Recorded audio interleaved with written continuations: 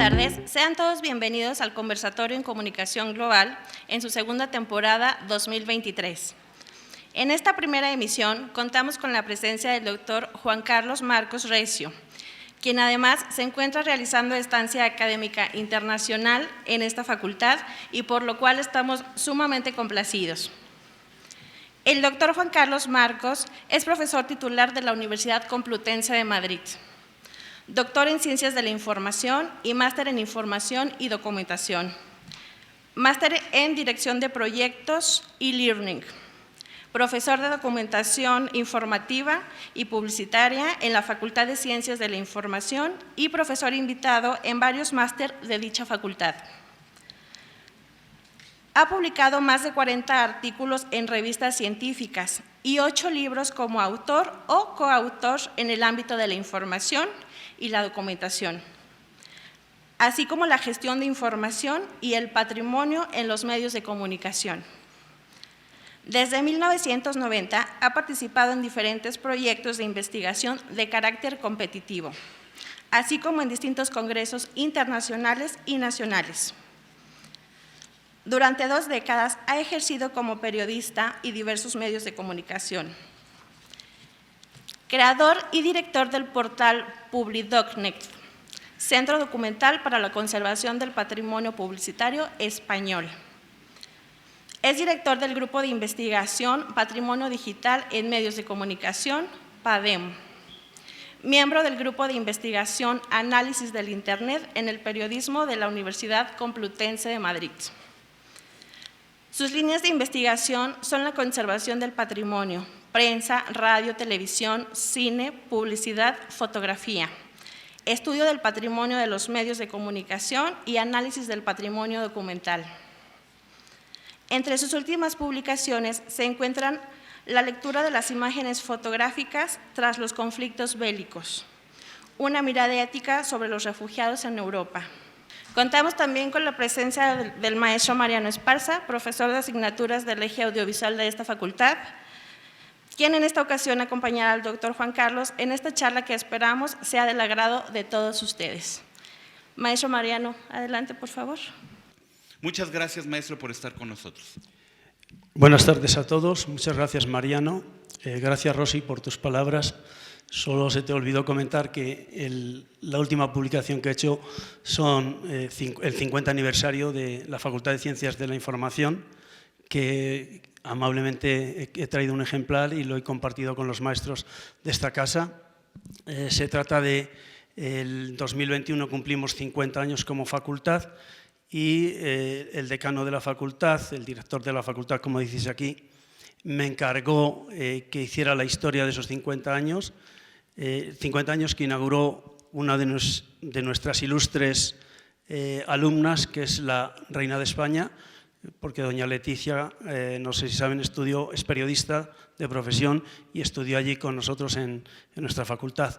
Entonces, en 2021, cumpliendo 50 años, tuvimos la oportunidad de hacer una exposición que inauguró la actual reina de España y yo tuve el honor de coordinar el libro de los 50 años que conmemora todo esto. Gracias a la Facultad de Ciencias de la Comunicación por darme la oportunidad de estar aquí con ustedes y me alegra mucho que haya gente joven aquí en la sala, que son los que vais a tener el futuro del periodismo, lo tenéis ya en vuestras manos. Ojalá que el periodismo cambie porque necesitamos que ustedes lleguen a las redacciones. Gracias a los profesores que nos acompañan también y en especial a los alumnos. Muchas gracias, doctor. El periodismo es un fenómeno fundamental en las sociedades porque nos ayuda a cuestionar las acciones de Estado, las acciones sociales. El periodismo de investigación pues le da este soporte argumental de verdad a las notas periodísticas. ¿Cómo podemos entender al periodismo de investigación contemporáneo? Bueno, voy a empezar por la primera parte de tu pregunta.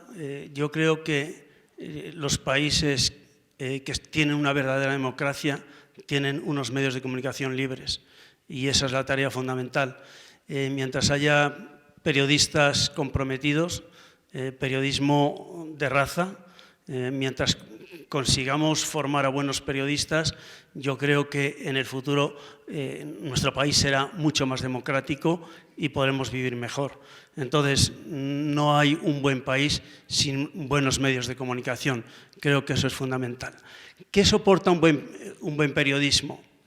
La investigación, la calidad de las notas periodísticas, pero todo eso no sale porque nos sentamos en la redacción y pensemos durante 10 minutos que vamos a ser capaces de hacer una buena nota periodística. La primera consideración es una buena formación en el campo del periodismo.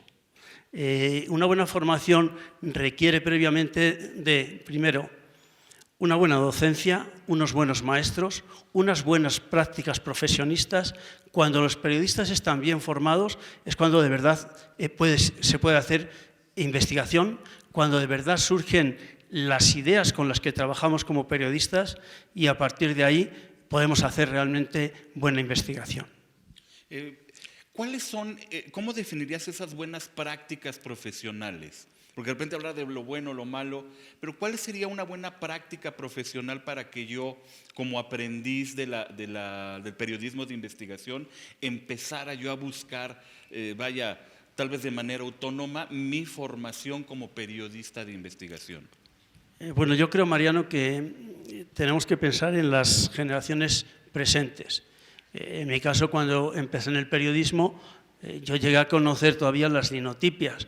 Yo conocí el sistema que durante 500 años venía funcionando en los libros y durante 250 años había venido funcionando en los periódicos impresos. Pero en las actuales generaciones tenemos que darles la oportunidad de que ellos mismos trabajen pensando en su propio futuro. Yo les digo a mis alumnos, es muy difícil que ustedes se encuentren un puesto en El País, o en El Mundo, o en ABC, en los grandes periódicos que existen en España, o en Televisión Española, o en la cadena SER, ¿qué tenemos que hacer? Yo les digo a mis alumnos que tienen que empezar, ustedes tienen las herramientas que nosotros no tuvimos y por tanto ustedes no tienen tanto que buscar las prácticas, sino crearse sitios en las redes sociales que tengan una repercusión en la política, en la economía, en la sociedad, etcétera, etcétera. Eso que dices es muy importante porque anteriormente los dueños de los medios pues eran los que condicionaban las editoriales y el ejercicio del poder económico siempre estaba presente. Como mencionas, cada vez es más posible tener tu propio espacio de comunicación para hablar pues, de los temas de interés. ¿Cómo formar públicos que dejen de ver las grandes, no que lo dejen de ver, sino que sean capaces de discriminar entre la información que te da un medio tradicional y buscar otros tipos de fuentes de información? Yo, si me lo permites, Mariano, yo no utilizaría la palabra discriminación. Yo creo que hay un mercado para todos, que las grandes cabeceras actualmente llevan unos años muy preocupados, pero yo creo que al final seguirán estando ahí, porque son los que de verdad van a crear opinión, los que cuentan con grandes profesionistas, y yo creo que ellos van a seguir teniendo su nicho de mercado. Pero hay un nicho que la gente joven tiene que conquistar, porque ellos se acercan mucho más, porque entienden mejor, primero a sus propias generaciones, y a ellos son a los que se tienen que dirigir. Yo insisto mucho a mis alumnos que esos nichos los tienen que buscar. Pongamos un ejemplo. Probablemente en San Luis, no conozco muy bien los medios, 3 alumnos o 4 que estáis aquí en la primera fila, podéis crear un medio digital, buscáis en qué espacio, en qué materia no tratan bien el resto de los medios y ahí podéis trabajar ustedes. Por ejemplo, en el tema, no sé, de deportes, en la economía, en las leyes, en los temas legales. A lo mejor los grandes medios obvian muchas informaciones, bien porque no les interese o bien porque no tienen equipos especializados. Entonces, ustedes como alumnos, y el futuro del periodismo pasa por descubrir qué nichos de mercado necesitan información y las tienen que cubrir ustedes. Y van a ser ahí sí van a ser su competencia. No pueden competir con grandes medios porque evidentemente ellos tienen mejor estructura, mejores recursos y hasta tienen publicidad para pagar a los redactores. Muy bien. Justamente para periodismo de investigación es un binomio. La investigación surge con el principio de la duda. Dudar de que lo que aparece en pantalla, de lo que te dicen es verdad, y dudar, y tratar de buscar más información respecto del tema para encontrar nuestras propias verdades. ¿Cómo formaste y cómo nos recomiendas formar este principio de duda, este principio de pensamiento crítico, de que a veces lo que se nos dice no necesariamente es toda la verdad? Bueno, a mí me interesan mucho dos conceptos. Uno lo ha comentado Mariano, que es el pensamiento crítico, y otro es la reflexión. El otro día en una charla precisamente estaba comentando sobre la forma en que vivimos y convivimos actualmente. Vamos tan acelerados que prácticamente no reflexionamos las cosas.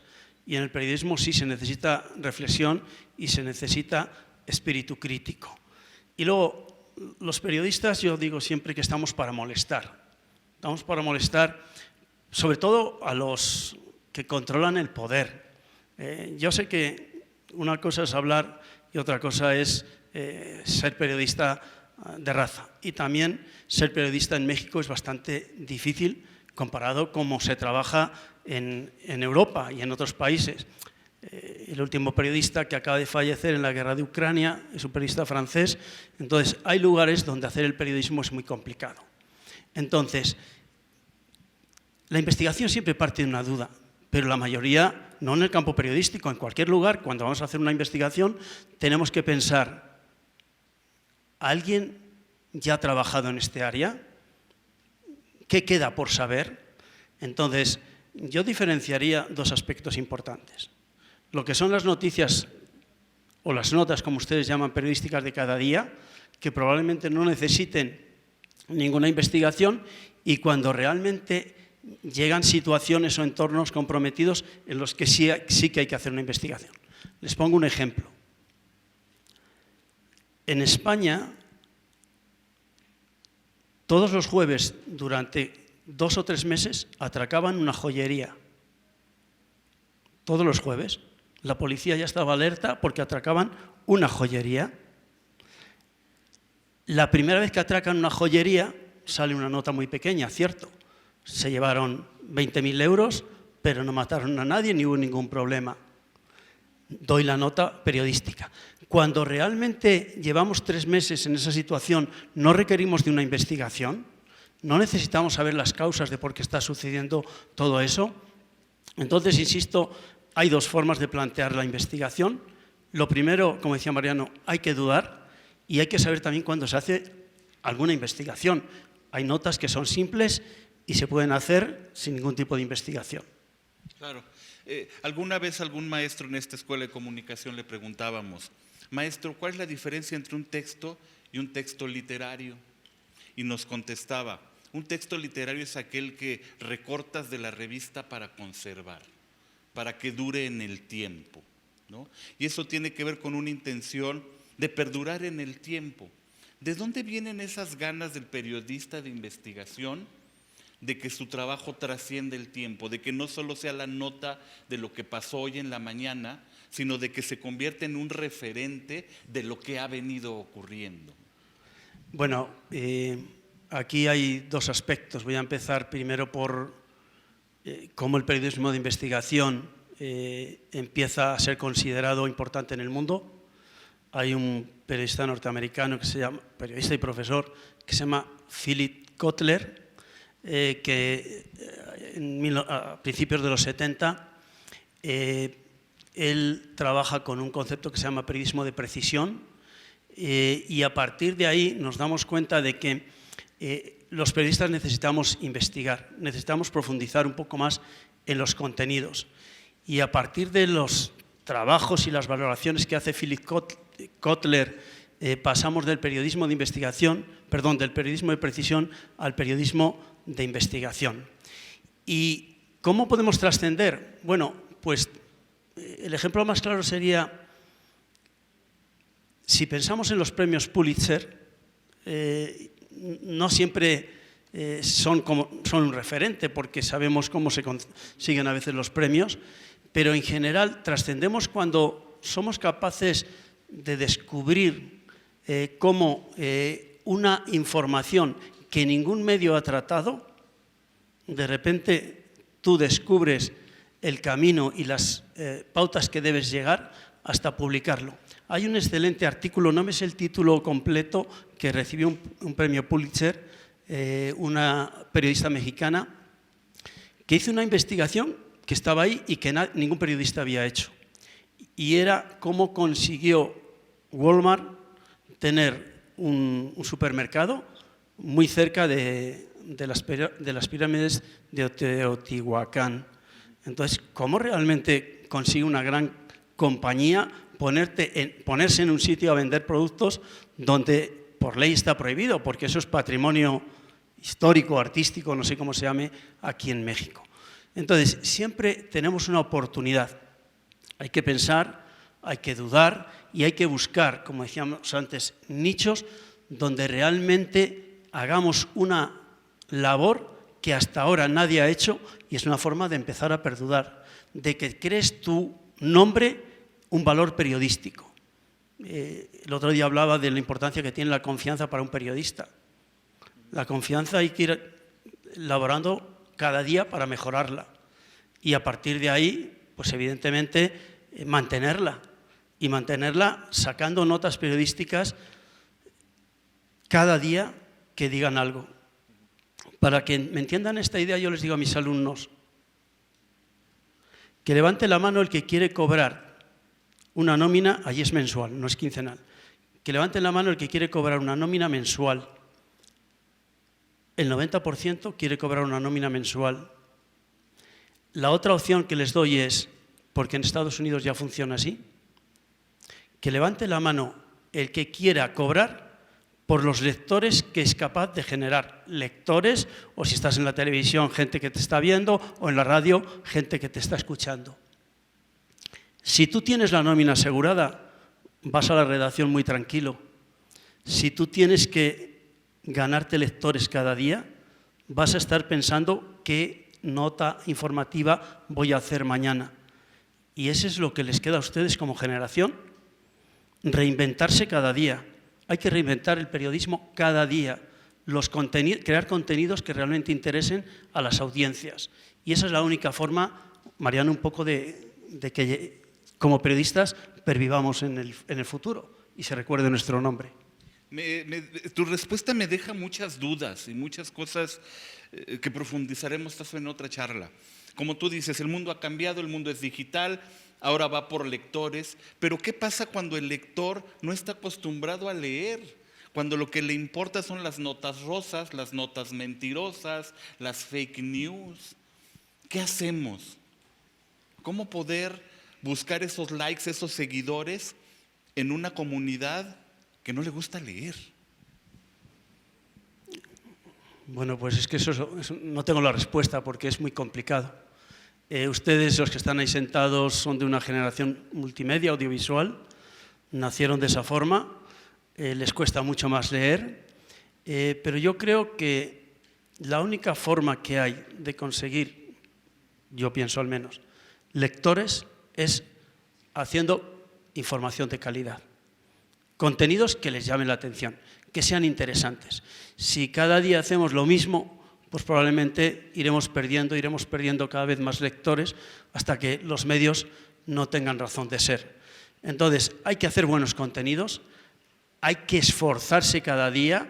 No puedo llegar a la redacción pensando, bueno, a ver qué sale hoy, sino que tengo que estar, no digo que vivamos las 24 horas pendientes de nuestro medio, pero sí al menos dándole vueltas y viendo cuáles son los contenidos que merecen la pena y cómo voy a atraer yo a los lectores. Esta semana se acaba de publicar un informe en España, todavía no me lo he leído completo, de la capacidad y comprensión lectora, que por cierto hemos bajado. No es un estudio ad hoc de España, sino es un estudio de 52 países y evidentemente necesitamos cada día más lectores. A mí me cuesta mucho en mi facultad, somos 8.000 alumnos, no veo ningún alumno que lleve un libro a la clase. ¿Alguien aquí en la sala tiene un libro? 1, 2, 3, 4, 5, 6, 7, 8, 9, 10. Vale, felicidades, enhorabuena a los que manejáis un libro. No lo paseen, léanlo. Entonces, necesitamos realmente lectores, necesitamos gente que esté en los medios, que nos oiga, que nos vea. ¿Cómo conseguirlos? Yo sé que es difícil, pero con contenidos interesantes, Mariano, creo que sería más factible. Aunque, insisto, la lucha por la lectura hay que hacerla cada día. Y es una lucha terrible. Nosotros como Escuela de Comunicación nos enfrentamos a eso. Cada vez surgen más espacios de periodismo, de investigación de espectáculos que de economía.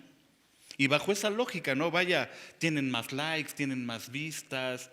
Y de repente el tener a un periodista asalariado que no tiene la necesidad de buscar los likes, a veces se compromete un poco más con sus temas. ¿Cómo ves esto?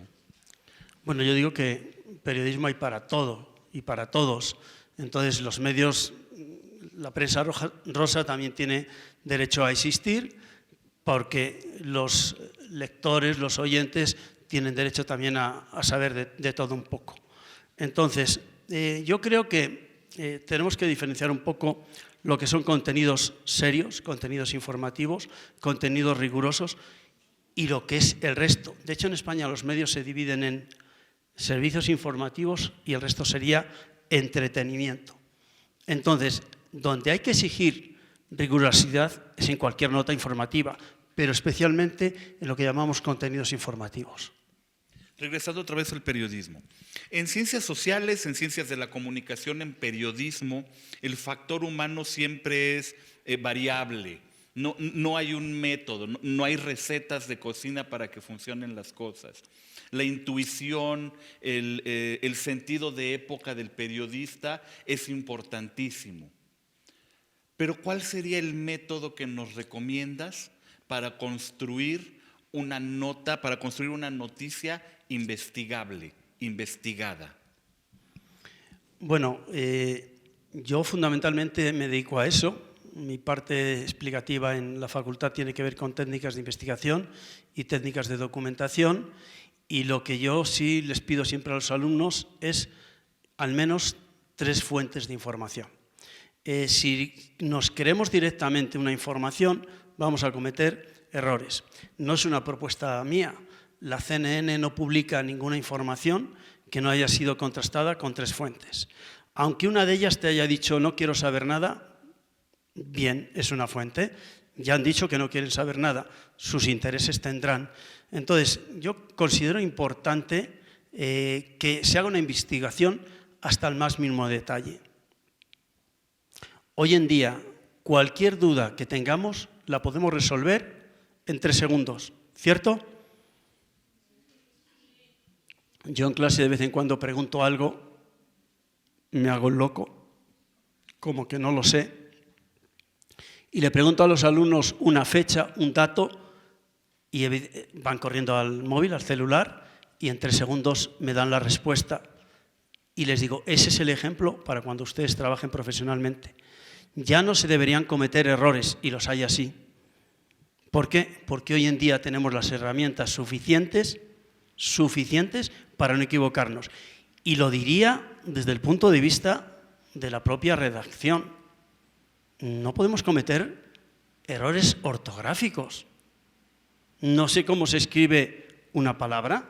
Voy al DRAE, Diccionario de la Real Academia Española, que está online, y me dice exactamente cómo se escribe, con o sin acento. Nosotros como periodistas podemos hacer una gran investigación. Podemos haber trabajado mucho, estaba pensando en todo el proceso de los papeles de Panamá.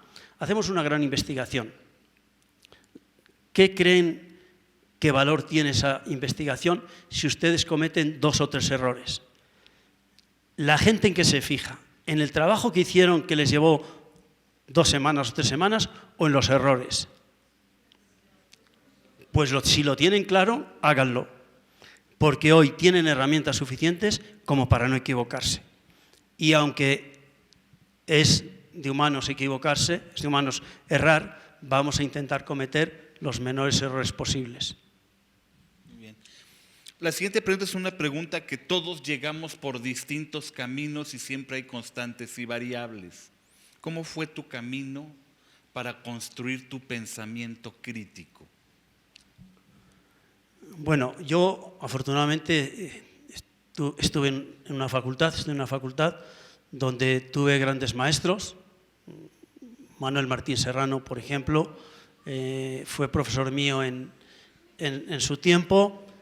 Tuve a Alberto Gil Novales, que era probablemente el pensador de la historia del periodismo más importante de mi país. Cuando realmente tienes grandes maestros, al final vas yo digo que por el buen camino. A ver, algunos también no eran tan buenos. Pero en general, yo de los que realmente me acuerdo son de los buenos maestros que tuve, ¿no?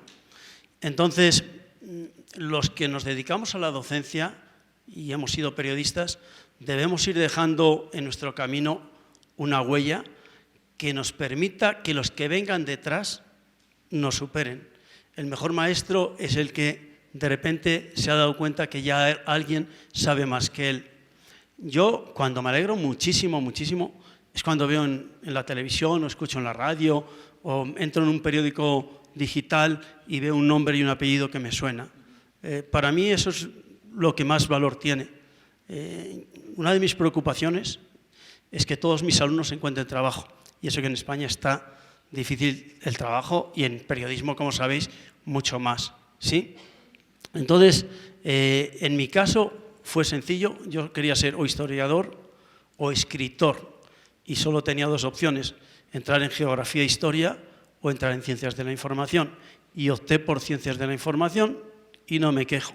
Me ha ido muy bien, he trabajado durante más de 2 décadas de periodista y ahora estoy desde hace 25 años dando clases, combinando también con tareas de investigación, pero es fundamental tener muy buenos maestros y seguirles, y que los maestros entiendan cuál es su situación y sobre todo también que les apoyen mucho.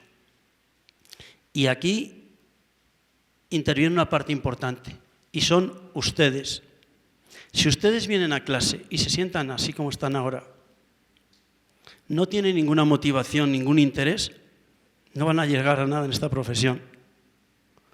Yo siempre les digo a mis alumnos, yo vengo a fastidiarles, a molestarles, a que su silla se mueva. Ustedes no vengan por 20 o 30 gramos de apuntes o de notas. Ustedes vengan por pensamiento, por conocimiento, que eso les sirva para el futuro. Eso es como a mí me enseñaron y eso es como yo trato de enseñar a mis alumnos. Qué grandes palabras, maestro. Gracias. Gracias, Mariano. El doctor Juan Carlos Marcos, dentro de su quehacer profesional, también trabaja lo que tiene que ser con la preservación de archivos históricos, audiovisuales y sonoros, lo cual es muy importante porque nos permite conocer el pasado para avanzar hacia el futuro. Maestro, háblanos un poquito de esta dimensión de tu trabajo. Bueno, ustedes saben que los medios de comunicación tienen una dinámica de trabajo muy complicada, que es hacer contenidos, producir contenidos, y a eso se dedicaban la mayor parte de las redacciones. Yo cuando entré en la facultad como maestro me di cuenta que había un área que no se cubría, y era cómo guardamos los formatos que existen y los contenidos que tienen. En España, la única institución seria que hacía este tipo de patrimonio era la Biblioteca Nacional. La Biblioteca Nacional de España conservaba cassettes, conservaba audio, conservaba libros, conservaba artículos, conservaba periódicos, etcétera, etcétera. Pero yo empecé a darme cuenta que había documentos sonoros, documentos multimedia de los años 80 que en España se estaban perdiendo. Entonces, yo creía que eran fundamentales. Fundamentales porque tarde o temprano esa parte de la historia la tendrán que recuperar los periodistas. Para que entendamos esto, algún día se cumplirán 80 años de la Segunda Guerra Mundial, ¿cierto? Un periodista tendrá que contar la historia, ¿cierto?, de esos 80 años. Si no hemos conservado de los 50 a los 70, ¿dónde encontramos esa información? a ver, mis alumnos lo tienen fácil.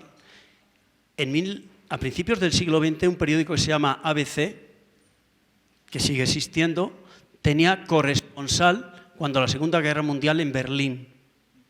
¿Cierto? Mandaban crónicas, mandaban fotografías. Ahí tenemos cómo documentarnos para construir los 80 años de historia. Entonces yo a partir de ahí, Mariano, empecé a preocuparme porque me daba cuenta que había medios que daban muy poca importancia a su archivo. Fuera sonoro, fuera multimedia, fuera audiovisual o fuera impreso. Hoy parece que todo es más fácil de conservar. No es cierto, no es verdad. Lo digital también desaparece. Había por ahí un sitio de internet, Megaupload, creo que se llamaba, que guardabas, tú podías bajarte películas, guardar cosas, no sé qué, no sé cuánto. Un día llegó la CIA y lo cerró, así de la noche a la mañana. Todo lo que había allí desapareció. Entonces, hay o debería haber un compromiso por parte de las instituciones públicas de cada país para conservar el patrimonio que existe en cada uno de los países. En España, las cadenas de televisión públicas, como Radio Televisión Española, están obligadas por ley a conservar su acervo. Pero hay una parte importante, antes de que salieran esas leyes, que terminó perdiéndose, ¿cierto? Entonces, para los periodistas es fundamental tener un acervo en el que podamos documentarnos para crear notas hacia el futuro. Y ahí fue mi inquietud y a partir de ahí empecé yo a trabajar por mi cuenta todo lo que tiene que ver con el patrimonio. Y es fundamental conocer qué ha pasado en nuestra sociedad para llevarla a mejores estadios, no repetir los mismos errores. Es muy importante esto que tú trabajas, ¿no? Y la importancia de los comunicólogos, de los comunicadores como escritores de la realidad, escribir para el futuro, un compromiso con la especie. ¿Qué piensas de esto? Bueno, lo que hacemos hoy, si lo conservamos, va a valer para el futuro. Más que en la escritura, Mariano, permíteme poner un ejemplo de lo audiovisual. En España, a finales de los 70, las mujeres iban en minifalda, luego empezaron a ponerse unos pantalones que se llamaban de campana, que eran muy anchos, el pelo se llevaba de una forma. ¿Cómo somos, cómo éramos y cómo seremos? ¿Cómo lo sabemos? A través de los medios de comunicación, los medios, en este caso, sonoros y audiovisuales. Somos capaces de saber cómo éramos gracias a los medios de comunicación, ¿cierto? O cuando un productor de cine desea hacer una película de hace 40 o 50 años, ya no digo de hace 3 siglos, cómo vestían, cómo hablaban, cómo se movían, ¿necesita realmente todo ese conocimiento? Pues una parte importante de ese conocimiento, Mariano, está en los medios de comunicación. Por eso es importante que constatemos bien la realidad, porque tal y como la constatamos, la veremos luego en el futuro. Es muy importante lo que dices porque a veces pareciera que las figuras de poder, y no me refiero necesariamente a las político o económico, condicionan a nuestra sociedad para el olvido, para no saber qué ha pasado, como un mecanismo de control. Y esto que tú haces y que nos platicas es de vital importancia para darnos cuenta que no nacimos ayer y moriremos mañana, que somos parte de una cadena social que ha tenido logros y errores y que nos compromete a buscar nuestros propios logros y nuestros propios errores, ¿no? ¿Cómo ves esto, maestro? Bueno, ese es un compromiso que parte de las propias facultades de Ciencias de la Información o Ciencias de la Comunicación y en el que las autoridades también tienen que poner algo de su parte. Es muy difícil contar la historia si realmente no nos hemos comprometido con ella. Se dice siempre que la historia la cuentan los vencedores. Hay por ahí un libro muy interesante, no recuerdo el título, es algo así como ¿qué hubiera pasado si Hitler hubiera ganado la Segunda Guerra Mundial? ¿Qué hubiera pasado si...? Etcétera, etcétera. Yo creo que los periodistas tenemos un compromiso social muy importante de decir la verdad, de contarla y sobre todo de hacer ver que el futuro está en nuestras manos, en las de los propios periodistas. Entonces, yo sé que aquí en el conversatorio es fácil decir, pero tenemos que ser comprometidos con las instituciones y hacer que ellos también piensen y se comprometan para crear una mejor sociedad. Esto enlaza un poco con lo que decíamos al principio. Sin un buen periodismo no hay una buena democracia y no funcionan bien los países. Qué figura tan bella esta de que el periodista, el comunicador, construye el futuro. Es una figura muy bella que nos compromete, ¿no? Sobre todo a nosotros, que somos una generación que nos ha tocado crecer en el miedo, en la injusticia, en la violencia, y que nos toca construir un futuro mejor para los que siguen. ¿Cómo hacen en España para construir estos futuros posibles? Bueno, a ver, en España tampoco la cosa es fácil porque ahora mismo hay elecciones el día 28 de mayo, entonces lo mejor es no creer a nadie como punto de partida, porque todos te van a contar lo que quieren contarte. Me estoy refiriendo a los medios de comunicación. Hay que ponerte un poquito al margen, pero en España también la sociedad está muy dividida, muy radicalizada, y entonces los medios de comunicación también están teniendo problemas porque la gente ya no les cree tanto. Entonces, la culpa, entre comillas, de eso lo tienen los políticos, porque les interesa que la sociedad esté así, esté dividida, pero quien sufre realmente el problema son los periodistas, porque en cuanto dices alguna cosa ya te están catalogando de que o estás contra el gobierno, o estás a favor del gobierno, o estás apoyando a uno, o estás apoyando a otro. Eso les interesa también mucho a los políticos, dividir a los medios de comunicación. Deberíamos estar más recios, estar más fuertes frente a los partidos políticos que tratan de dividirnos. Esta figura también es maravillosa, cómo es que la comunicación en su nombre se trata de tejer, y no de tejer con el poder, se trata de tejer con las personas, ¿no? Y construir nuestro futuro, y aquellos que tienen la fortuna de construir los mensajes que nos ayuden a hacer una sociedad más vivible. Vaya, de repente que ese es un gran problema que se ha tenido en el periodismo, que el periodismo siempre ha tenido un vínculo sospechoso con los poderes, y que ahora la vida digital ha un poquito desentrañado, y que ahora se puede ser periodista ni de unos ni de otros, y el público cada vez lo entiende mejor. Pero será en el caso de los digitales y ya veríamos, porque no nos engañemos, los medios tienen dueños y los dueños toman decisiones.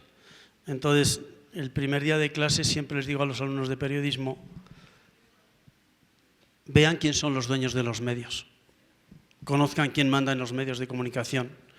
Entonces, sí que es verdad que, como dices, Mariano, en lo digital todavía cabe un recorrido, pero la llegada de Internet y las redes sociales no ha cambiado la situación que tienen los medios tradicionales con respecto al control que ejercen las empresas que son dueñas de los medios.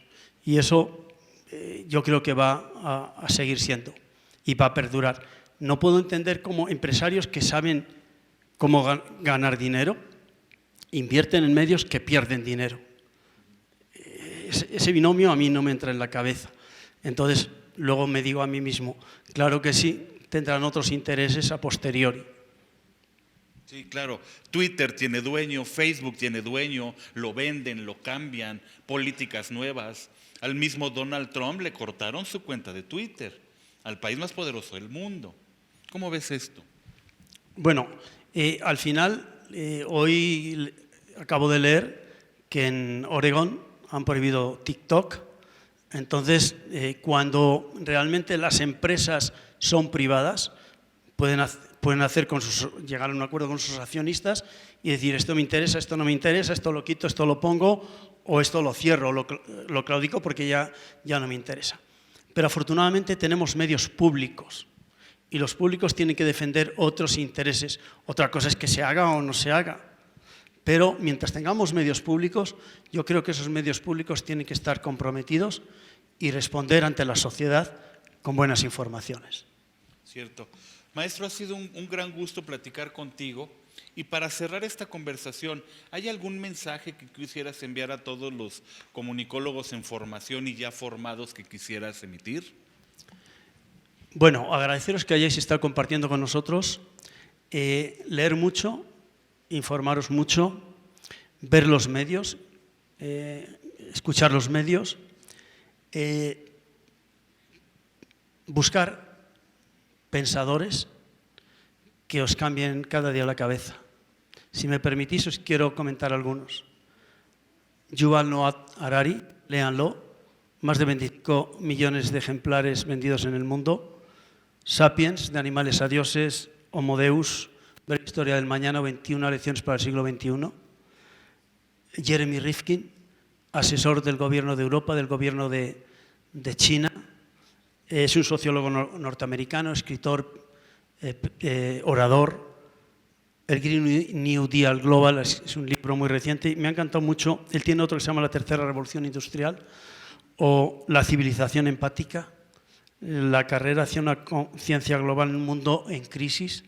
Yo cuando leí este libro, desde hace 3 o 4 años, de Jeremy Rifkin, me di cuenta que la historia que me habían enseñado difería mucho de lo que cuenta él. Es la historia contada desde la empatía. O Slavoj Žižek. En España hay pensadores muy interesantes como Gustavo Bueno, Antonio Escotado, que ha fallecido recientemente, Fernando Savater, que ese sí le conocéis porque viene de vez en cuando a México, José Antonio Marina, o aquí en Latinoamérica, Mario Bunge.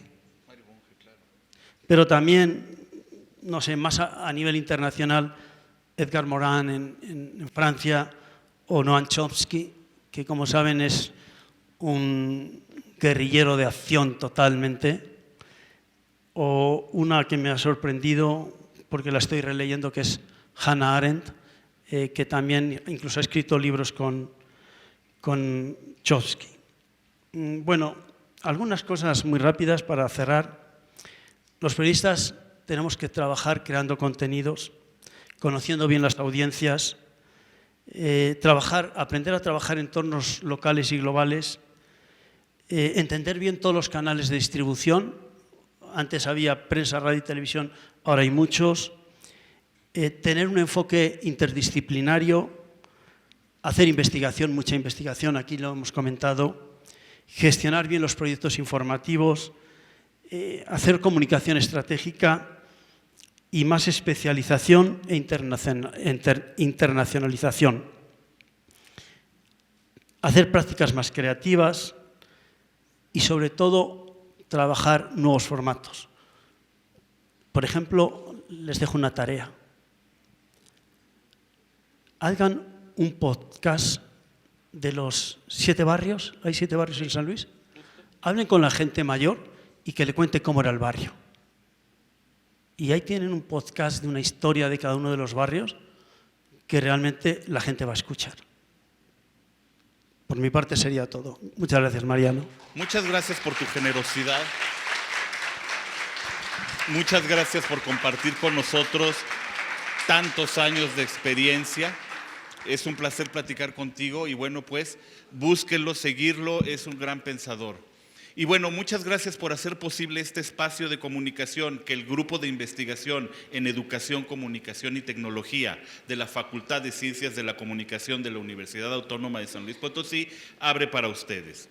Yo soy Mariano Esparza y esto fue grabado en el auditorio de la Facultad de Ciencias de la Comunicación. Muchas gracias.